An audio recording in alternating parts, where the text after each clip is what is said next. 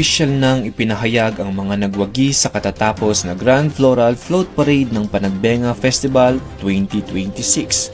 Sa kabuuan, 30 makukulay na float ang nasilayan sa kalsada kung saan 25 ang lumahok sa competition at 5 naman ang non-competing floats. Sa small float category, itinanghal na kampyon ang Zaparitas Garden Parrot, pumangalawa ang Eurekas Garden, at ikatlo ang Zaparitas Garden Pegasus. Ang mga nanalo ay tumanggap ng premyong 100,000 pesos para sa first place, 50,000 para sa second place, at 30,000 para sa third place.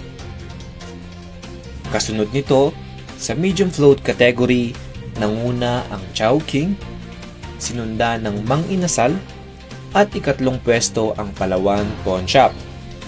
Para sa kategoryang ito, 350,000 ang premyo ng first place, 250,000 para sa second place, at 150,000 para sa third place. Samantala, sa large float category, nakuha ng McDonald's ang pinakamataas na parangal. Pumangalawa ang Jollibee at ikatlo ang Chooks to Go. Mas malaki rin ang gantimpala sa kategoryang ito. 1,000,000 piso para sa first place, 400,000 para sa second place, at 300,000 pesos para sa third place. Bukod sa makukulay na floral float, kapansin-pansin din ang dagsa ng mga manonood. Ayon kay Police Colonel Tagal, direktor ng Baguio City Police Office, mas marami ang dumayo ngayong taon kumpara noong nakaraang Panagbenga. Patunay na inaabangan ito hindi lamang ng mga lokal, kundi maging ng mga turista.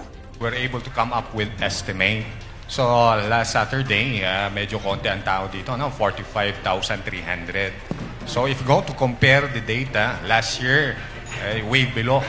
Kasi last year, we have a total of 150,000. But then, the following day, that is Sunday, during the Grand Float Parade, yun talaga ang madaming tao. So, ang estimate po namin is 200,000. Higher than yung last year estimate po namin, which is 160,000 last year. Dagdag pa ni Colonel Tagal, napanatili ang kaligtasan ng Grand Floral Float Parade dahil sa masusing paghahanda ng kapulisan. Bagamat may ilang napabalitang insidente sa kasagsagan ng selebrasyon, tiniyak niyang ito ay naresolba at hindi nakaapekto sa kabuuang pagdiriwang. There are reported incidents, but then we were prepared. It is because if you remember, we are implementing the implant Kalmang Paglalakbay. And under the implant Panglalakbay, nasabi rin po namin last kapihan na meron tayong ino-observe na yung 3-layered containment, security containment ring system.